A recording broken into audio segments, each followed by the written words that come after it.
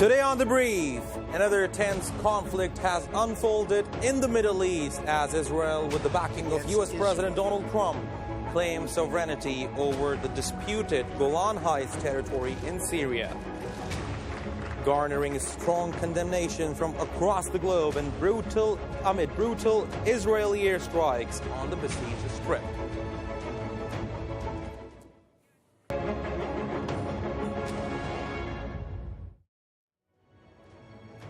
Hello and welcome to The Brief. I'm Jaffar Hasnain.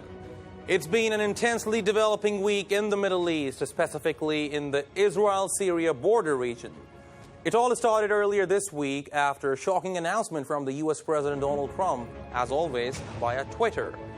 The tweet read, quote, "After 52 years, it is time for the United States to fully recognize Israel's sovereignty over the Golan Heights, which is of critical strategic and security importance to the state of Israel and regional stability," unquote. This comes as a big boost for Netanyahu, who has been clamoring for support with recent corruption scandals looming all around him. Soon after the notorious tweet, the White House was quick to announce soon after that the president would soon be signing a decree later in the week pertaining to the legitimization of Israel's sovereignty over the disputed region. That signing took place on Monday when Netanyahu took a quick trip to Washington, D.C., and both presidents signed decrees together. The move has drawn widespread global condemnation and is another example of the U.S. and Israel disrespecting international law and organizations. To learn more about it, let's take a look at this fact report. The Golan Heights, a rocky plateau in southwestern Syria, has a political and strategic significance which belies its size. Israel occupied the Golan Heights from Syria in the closing stages of the 1968 Six-Day War. Most of the Syrian Arab inhabitants fled the area during the conflict. An armed solstice line was established and the region came under Israeli military control. Almost immediately, Israel began to settle the Golan. Syria tried to retake the Golan Heights during the 1973 Middle East War. Despite inflicting heavy losses on Israeli forces, the surprise assault was thwarted. Both countries had signed an armistice in 1974, and a UN observer force has been in place on the ceasefire line since 1974. Israel unilaterally annexed the Golan Heights in 1981. However, the move was not recognized internationally. Southern Syria and the capital Damascus, about 60 kilometers north, are clearly visible from the top of the heights, while Syrian artillery regularly shelled the whole of northern Israel from 1948 to 1967, when Syria controlled the heights. The heights gave Israel an excellent vantage point for monitoring Syrian movements. The topography provided a natural buffer against any military thrust from Syria. The area is also a key source of water for an arid region. Rainwater from the Golan's catchment feeds into the Jordan River. The area provides a third of Israel's water supply. The land is fertile, with the volcanic soil being used to cultivate vineyards and orchards and to raise cattle. The Golan is also home to Israel's only ski resort. Indirect talks between Israel and Syria resumed in 2008, but were suspended following the resignation of Israeli Prime Minister Ehud Olmert over a corruption inquiry. The Israeli government under Benjamin Netanyahu, elected in February 2009, indicated that it was determined to take a tougher line over the Golan. But in June 2009, Syrian officials said that there was no partner for talks on the Israeli side. Syria's civil war in 2011 also played a major role in putting new talks to rest under then-President Barack Obama, who promised that the issue would be prioritized under his foreign policy objectives. Would bring about change. George Bush's economic. Syrian fighting reached the Golan ceasefire lines in 2013, when Israel returned fire after shells landed in Golan. Israeli and Syrian army troops exchanged fire across their lines in May.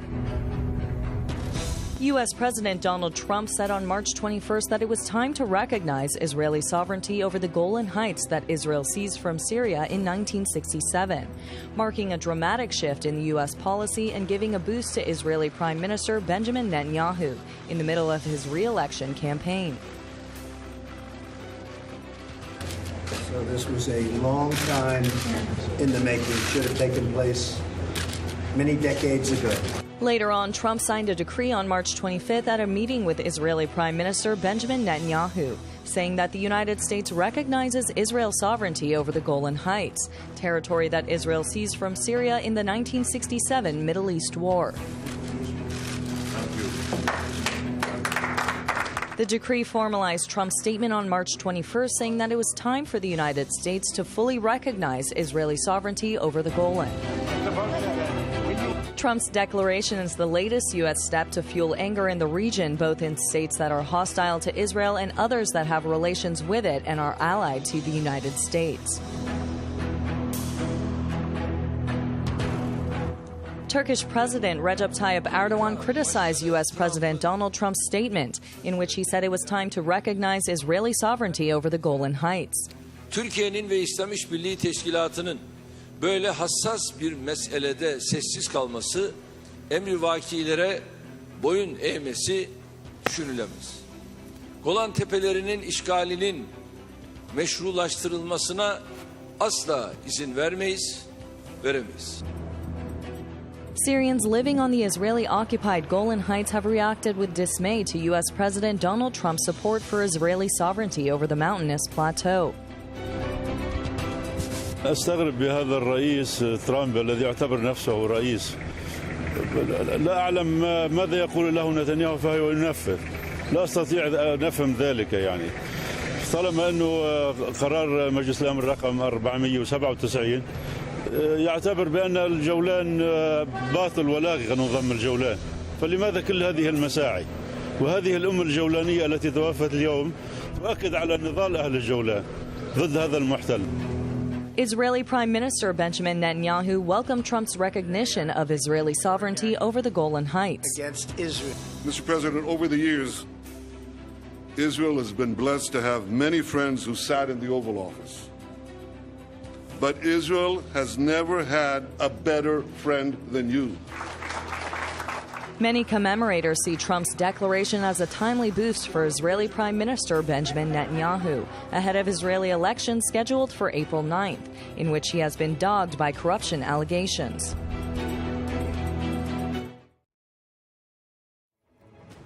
The Golan Heights is a fertile plateau of 1,300 square kilometers lying to the north and east of the Sea of Galilee, which Israel occupied during the 1967 Six Days War from Syria.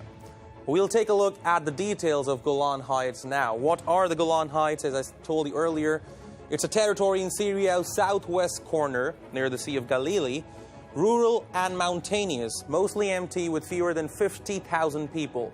Now, these 50,000 people are equally divided between the Jewish settlers and the Arabic-speaking Druze people who belong to Syria. Half of its residents are Israeli occupiers, the other half are Syrian Druze. Let's move on. Why is it important? Now, Golan Heights hold a great deal of importance in international arena for many reasons. Number one, it has a strategic geographical location because from Golan Heights you can oversee both Israel and Syria, and it's also close to Jordan. It oversees Lebanon, Jordan, Israel, Syria. It gives Israel a military advantage over Syria. It is also rich in natural resources such as oil and water. Now, another claim Israelis are making for the occupation of Golan Heights is to protect Israel from Iran. Let's move on. Israeli occupation. Israel took control of Golan Heights after Six-Day War in 1967, and Israeli fully annexed it in 1981. Syrian Druze declined citizenship offer. Now we will break them down one by one. Now, during the 1967 war, Israeli took control of the Golan Heights, which belong to Syria. So it's not like Israelis have been occupying Golan Heights forever. They occupied this land in 1967. Then in 1972, Syrians fought a war with Israel, a failed war, a failed attempt to take back control of Golan Heights. Then in 1981, Israel fully annexed it in 1981. But Israel's annexation was null and void because the United Nations Security Council has multiple resolutions, which makes Israel's annexation of Golan Heights null and void. And the Syrian Druze people, who were the original inhabitants of Golan Heights, refused to take the citizenship offer, as these people belong to the Ismaili Shia sect of Muslims, and they have remained loyal to the regime of Bashar al-Assad and his father. Let's move on. Now, when we talk about the recognition of Golan Heights, no country on this planet recognized Israel's sovereignty over Golan Heights until yesterday, when the US President Donald Trump officially signed a decree recognizing Israel's sovereignty over Golan Heights. As I mentioned, international community sees the Golan Heights as Syrian territory, now except for the United States. Trump signed a decree on March 25 recognizing the Golan Heights as Israeli territory. Trump has effectively endorsed forcibly taking land from other countries. Trump also has undermined standing international law, United Nations Resolutions 242 and the United Nations Security Council Resolution 497. As I mentioned earlier, there are multiple UNSC resolutions regarding this matter, which makes Israel's occupation of Golan Heights null and void. Let's move on.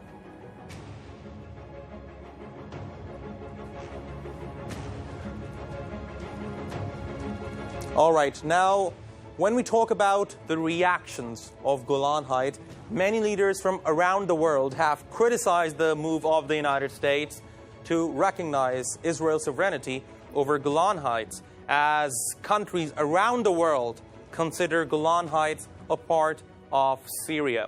Many leaders have come forward and released their statements regarding it. For example, yesterday, the Turkish Foreign Minister Mevlut Çavuşoğlu said that the U.S. recognition of Golan Heights, U.S. recognition of Israel's sovereignty over Golan Heights is a violation of international law. The European Union has said that they do not recognize Israel's sovereignty over Golan Heights. Turkey will take the issue to the United Nations. Russia, it is a direct violation of the United Nations decision. Iran calls for an immediate end to Israel's occupation of Palestine. Then you also have China. China says it is a clear violation of UN resolutions.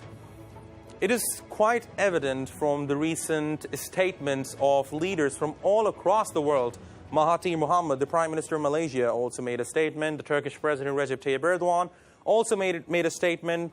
China, Russia, the European Union, and many countries from around the world have condemned and criticized the move of the United States to recognize Israel's sovereignty over Golan Heights. So we can see that the whole world is united on this matter. Let's move on. Why did Trump do this? This is a question which is on everyone's mind at the moment. And let me tell you, previously, for the last 40 years, the U.S. also stood with other countries and did not recognize Israel's sovereignty over Golan Heights. But we have seen a shift of U.S. policy towards Israel, especially under the Trump administration. In 2017, U.S. President Donald Trump recognized Jerusalem as Israel's capital and moved U.S. Embassy from Tel Aviv to Jerusalem. That was the first controversial decision. The second one is this one, when the U.S. recognized Israel's sovereignty over Golan Heights. Now, it shouldn't be shocking to some people, or to anyone actually, because Israel is going to elections in just less than 2 weeks now. And we all know that Trump and Netanyahu have very close ties. close relationship between Trump and Netanyahu, as I mentioned. Netanyahu facing tough election, corruption cases, opposition, popular former army chief. Corruption charges. Now, Netanyahu is seeking his 5th term as a prime minister. This move of the U.S. President Donald Trump could definitely play a vital role in giving Netanyahu the 5th term of the premiership of Israel. So the timing of this decision of the U.S. President Donald Trump is crucial and seems planned. Let's move on. And what is next? Palestinians have been living under Israeli atrocities for a very long time. Does this move of the United States to recognize Israel's sovereignty over Golan Heights mean that full occupation of the West Bank will be next? Just yesterday, we witnessed airstrikes in Gaza by Israel, which it claims were in response to an attack in Tel Aviv, 20 kilometers away from Tel Aviv. So definitely a very tragic situation in the West Bank and Gaza, and Palestinians have been living under Israel's atrocities for a very long time. Let me break down how it all started. Let's move on. Now, this is an ongoing displacement, the forced exile of the Palestinians. I'll take you back to 1922, the landowners' distribution. Since the 1880s, the Zionist movement has used various means, including legal, financial, and military, to displace Palestinians, appropriate their land, and prevent their return. In 1922, there were 750,000 people lived in the territory of British Mandate, including 84,000 of Jewish faith. Now, I want you to focus on these 4 maps. I'll start by this one. Now, these black patches you see on the map are basically the Jewish settlers. In 1922, there were this much. And the rest, the white color here, are Palestinians. So there were 750,000 people, Palestinians, people living in this area, which included 84,000 of Jewish faith. So 1922 population total number, Palestinians 670,000 and Jewish 84,000. Let's go to 1948, landowner distribution. Between 1918 and 1948, 480,000 Jewish people settled. In 1948, 750,000, or over 50% of the Palestinian population, were displaced. So the displacement is started within this, between 1922 and 1948, and even before that. 1948 population was Palestinian 1,070,000, Jewish 720,000. So you can see a substantial increase in the numbers of Jewish settlers, especially in 1948. Now, when we come to 1967, when Israel fought the Six-Day War, and that was also the time when Israel occupied Golan Heights. Between 1948 and 67, 1.3 million Jewish settlers settled in this area. In the 1967 war, 440,000 Palestinians were displaced. By 1967, 1.1 million Palestinians are living in exile. You can see what is happening. 1967 population, Palestinians, 1,280,000. Jewish, 2,380,000. Now I want you to focus on this. Remember this map here? This one? Now compare it to this one. All you see is black. There is a small patch of white, which will fade even further when we go to 2008. Landowner distribution from 2008. Between 1967 and 2008, 1.8 million Jewish people settled. After 1967, 240,000 Palestinian residences revoked. By 2008, 5.3 million Palestinians are living in exile. Now, the total numbers from 2008, Palestinians, 5,120,000, and Jewish, 56,010,000. This is the map from 2008. Now, if we compare it to the first one, you can see that there is a substantial increase of Jewish settlers in the place where Palestinians used to live. And even now, violence has become a daily part of Palestine, West Bank, Gaza. And yesterday, there was an escalation of tensions between Gaza and Israel when Israel claimed there was a rocket fired from Gaza which hit an area 20 kilometers away from Tel Aviv. And in response, Israel started military strikes in Gaza. But now, both parties have reached a ceasefire, according to the spokesperson of Gaza. Let's take a look at this report. Then we will discuss it further with our guest. After a day of intense fighting across the border, Israel and Palestinian factions agreed to an Egyptian-mediated ceasefire, where the border appeared to have calmed down by nighttime. Previously, Israel mounted airstrikes on Gaza and deployed extra troops to the border on Monday in response to an alleged rocket attack. A Palestinian official said that an agreement on a ceasefire was reached between Palestinian factions and Israel upon Egyptian mediation. Hamas TV also reported that a ceasefire agreement had been reached, while Israeli officials did not comment on the report. Monday's violence began when 7 Israelis were wounded near Tel Aviv by a morning rocket attack. The Gaza Health Ministry said 5 Palestinians were later wounded by a wave of retaliatory strikes. Dozens of explosions rocked the besieged strip, and ambulance sirens echoed through the night. مش عارف ايش اقول لك وين نروح وين نيجي وين نسكن وين نقعد وين اولادنا مشردين وعيالنا مشرد الثارات مش عارفين وين نروح وين نقعد.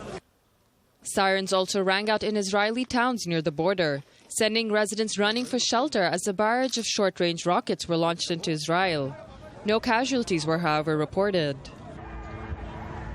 The escalation came just 2 weeks before an election in which Israeli Prime Minister Benjamin Netanyahu is fighting for his political life after a decade in power.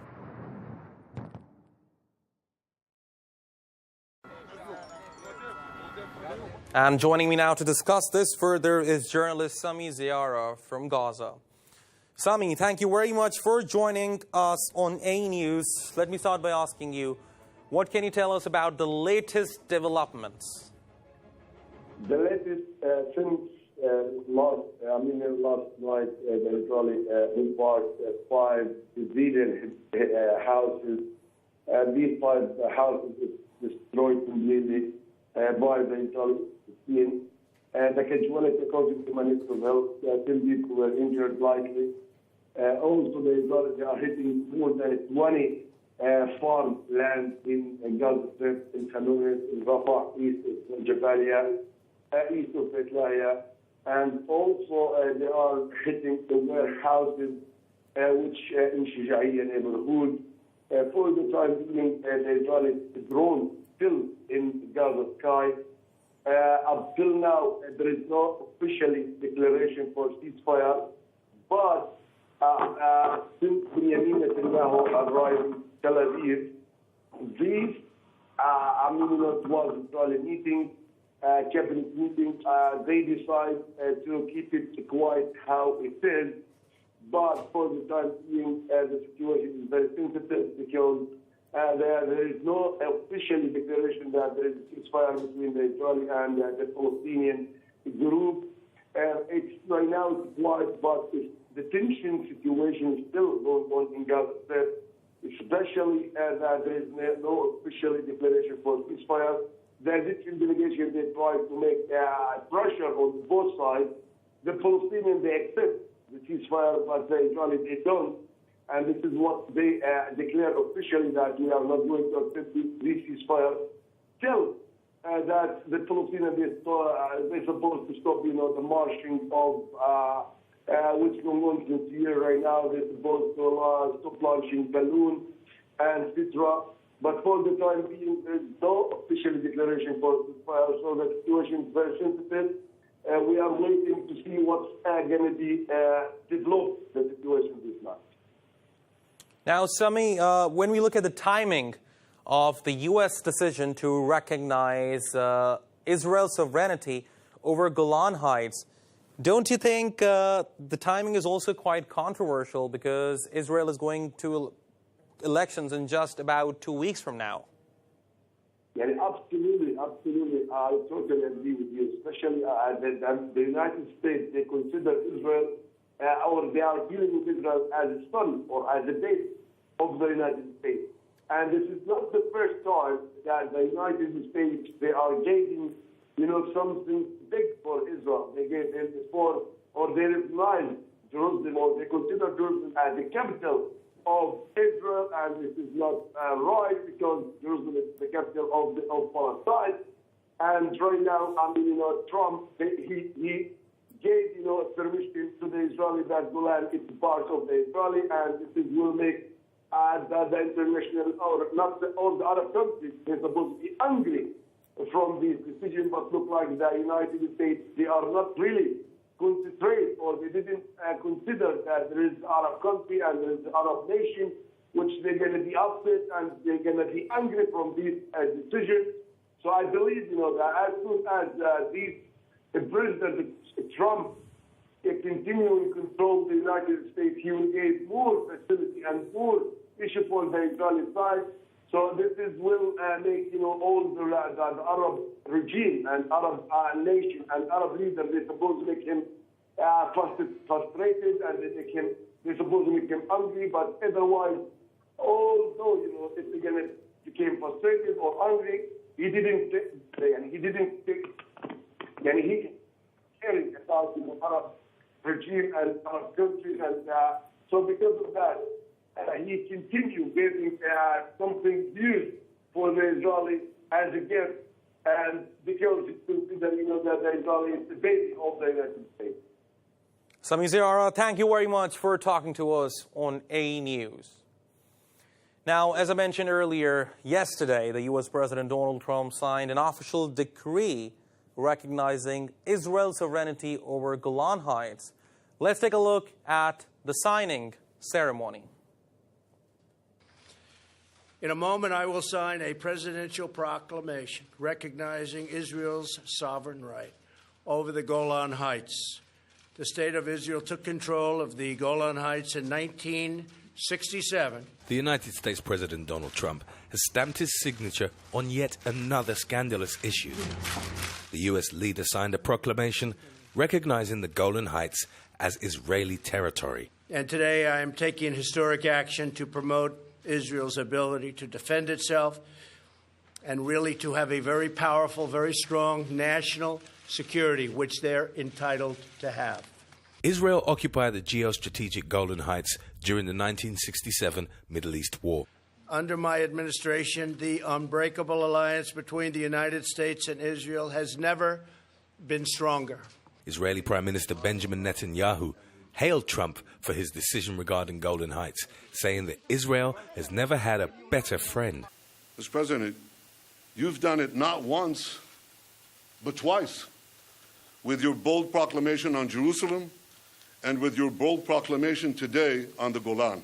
The U.S. Secretary of State, Mike Pompeo, earlier claimed that God may have sent Donald Trump to save Israel from Iran. Today, aggressive action by Iran and terrorist groups in southern Syria, including Hezbollah, continue to make the Golan Heights a potential launching ground for attacks against Israel. Very violent attacks. Welcome back, and joining me now to discuss this further is Mark Tomass from Harvard University. Professor Tomass, thank you very much for being with us. Let me start by asking you, now, when I took you earlier on the program, you mentioned that Golan Heights is of utmost importance, and now when we see this controversial decision of the United States recognizing Israel's sovereignty over Golan Heights, tell me, what is your navigation through this decision? If you recall, Jaffar, when we spoke about it, it was a few months ago, I said part of the aim of the United States being in eastern Euphrates was to weaken Syria. And weaken Syria to a degree where it would come to a point where it will acknowledge the sovereignty of Israel over the Golan Heights, to give it up, in other words. Now that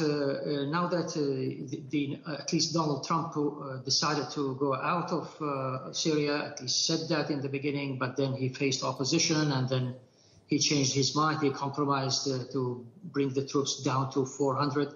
But the point is that he wanted to show Israel that its security is the utmost in his mind, and therefore any withdrawal from Syria, any U.S. withdrawal from Syria, will be rewarded, will be compensated by this recognition. So to analyze the situation after the recognition, we have to look at it from different perspectives. Let's look at it first from the U.S. perspective, second from the Israeli perspective, and third from the Syrian perspective. From the U.S. perspective, is a Trump move. It's a master move where he was able to bring about a result that would be preferable for him in the elections, for his re-election bid.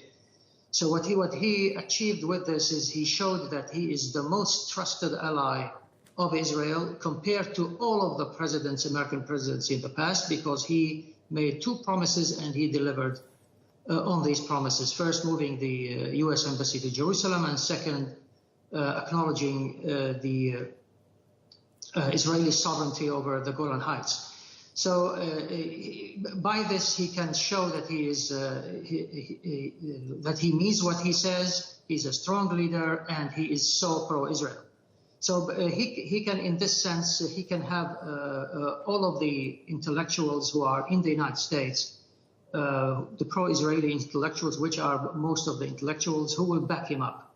Who will back him up not only in terms of the intellectual power that they were put in during the election, but also in case any charges were brought against him, any charges of obstruction of justice were brought against him as a result of the release of the Mueller report.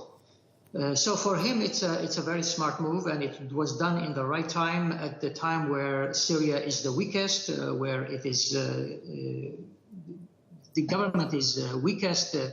The people are suffering, and they have no let's say, patience or desire at this time to engage in any conflict with Israel over the Golan Heights. So that's from the U.S. side.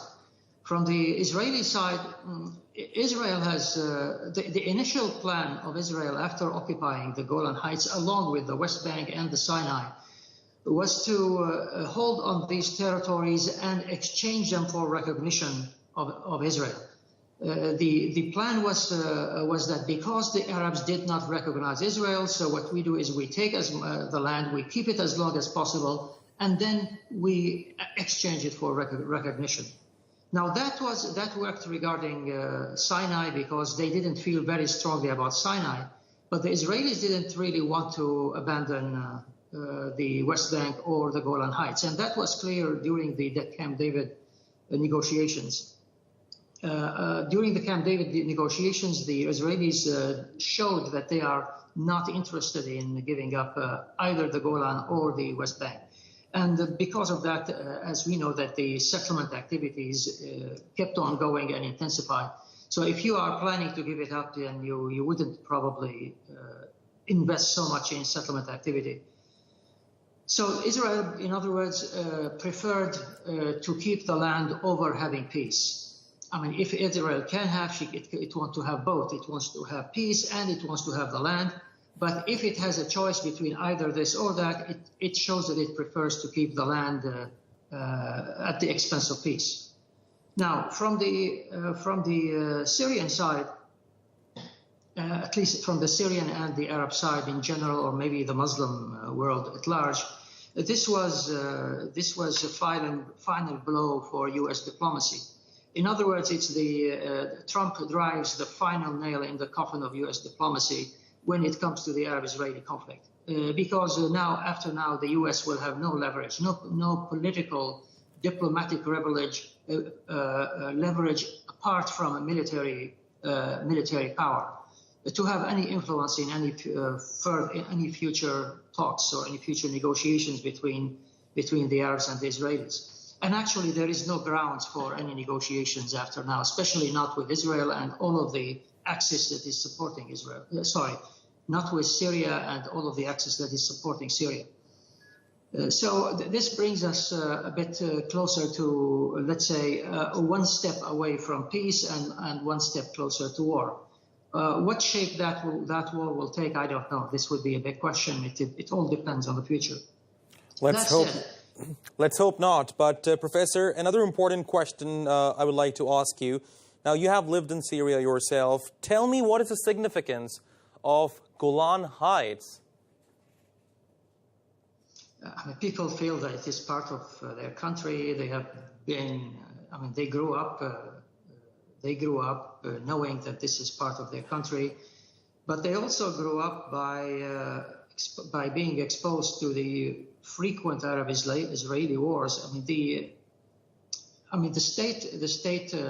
state propaganda apparatus has always said to the people that Israel is an expansionist entity. It's an expansionist entity, so it's not going to stop.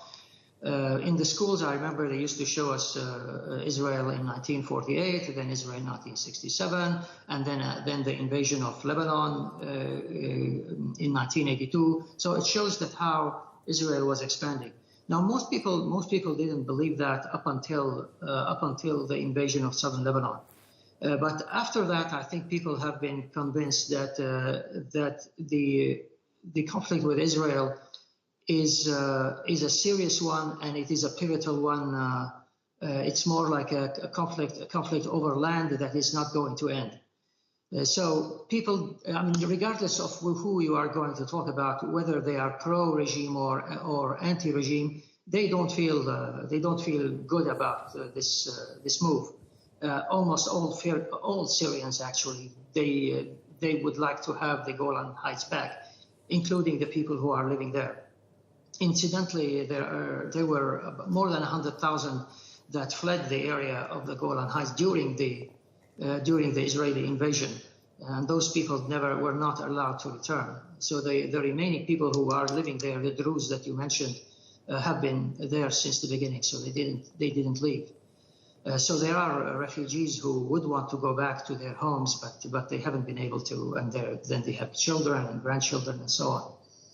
So let me go back a bit from the Israeli perspective, because when we heard Benjamin Netanyahu speak in the White House, he mentioned two things. He spoke about the significance of the Golan Heights as a military strategic dam against any Syrian invasion, but he also spoke about the Israeli historical right in the Golan Heights. He said that the Golan Heights has been Israeli for thousands of years. So really, it is hard to know whether the strategic location of the Golan Heights is important, or it is because of its historical significance as a biblical or alleged biblical territory that belongs to Israel. So you can see from his speech that the Golan Heights has a strong position in the hearts of Israelis and all the people who support Israel, including the Christian fundamentalists in the United States. So I think to talk about the military significance is not persuasive, at least not persuasive to me, because during the 1973 war, the Syrian army was able to liberate much of the southern part of the Golan Heights, and the Syrian soldiers were reported to have been washing their feet in the Sea of Galilee, otherwise known as Lake Tiberias. So the idea that because it is a mountain and it is a dam, that didn't stop the Syrian army from going in. And moreover, from now on, any war is going to be based on a missile war. So being a mountain or not, I think that would be of little significance. Professor, now so regarding 2 important points here. Middle East has been in turmoil for a very long time now. Tell me what kind of impact this decision could have on the Middle East and the Syrian peace process. And number 2, What does this unilateral decision of Donald Trump say about the current political landscape of the world when one man decides who gets the ownership of any land? Well, it doesn't have anything positive to say about the peace process. To start with, there is no peace process. There is no peace process with Syria. There is no peace process with the Palestinians. This is more of a media concoction, probably not only a media, but also a political concoction, so that people will get busy by speaking about the peace process instead of speaking about a war or an ongoing war that has started a long time ago. I mean, talk about the deal of the century and all of that, all of these rumors that we hear. I mean, in the light of what has happened, you cannot even think about any deal that would satisfy the Arab side of this conflict. So I think we can put the peace process aside. We don't have to keep on talking about it and do a service to the people who are trying to fool everybody. On the other side, I don't really think this is just an individual decision made by Trump. I think this is Trump plus the Republican Party plus the Christian evangelical fundamentalist community in the United States. It's not just something that Trump has thought about and then tweeted about it. I think this must have been in the process for a long time. President Trump has, there has been legislation introduced in Congress, and before that there were people lobbying for about a year to have the United States recognize the Golan Heights as Israeli territory, and there was a proposal submitted by Ted Cruz and Gallagher about for the Congress to deliberate on the recognition. This was 2 to 3 weeks ago. So what Donald Trump does in this case, he supports that move, and what he wants to do further, he wants to monopolize the pro-Israeli position to the United States for the Republicans. So the Republicans will take that pro-Israeli position and claim that this is theirs, and they are the most pro-Israelis in the United States as compared with the Democrats. And if you actually notice in the past week, he has been talking about the Democrats being anti-Israeli, and actually he says anti-Jewish. He says, frankly, I think they are anti-Jewish. In other words, he is attacking the Democrats and framing them as being anti-Semitic. And this is not only him, as I said. It's a concerted effort by the Republicans to demonize the Democrats. I'm saying that when I'm not a Democrat, but just to tell you that, just observing what's happening. For example, there was a list that I saw on TV. This is before he mentioned. He said that the Democrats are anti-Jewish. Before he said that, I saw a long list of people, of congressmen who have been dubbed as anti-Semitic, including, by the way, Bernie Sanders, who is Jewish. So there is. This is not only him. And I'm saying this is really a plan. This is a plan of how to win the 2020 elections. And it seems like the plan of the Republican Party now, Professor. It is quite clear that this move of the United States and the U.S. President Donald Trump will definitely play a role for Prime Minister Benjamin Netanyahu in seeking a 5th term. But would it also play a similar role for the U.S. President Donald Trump in seeking a 2nd term? I think it will be very good for him. I mean, this is a master strike on his behalf because it was the best time that he could choose. There is no better time than this. So I think it would work very well for him. First, he will show that he's the most pro-Israeli. Second, he will show that he's most anti-Iran, because the entire process of recognizing the sovereignty has been put in the context of an anti-Iranian move. Forgetting the fact that Iran entered Syria, or was invited to enter Syria after the Syrian government was challenged by so many rebel groups that were supported by the United States, by the presidency of Barack Obama. So the notion that they are doing this because of Iran, it's not persuasive. At least it doesn't persuade me. And they are doing it because it is good for the Republican Party at this moment, and because it's good for Israel. Professor Mark Tomass, thank you very much for talking to us on ANews. Thank you, Jaffar.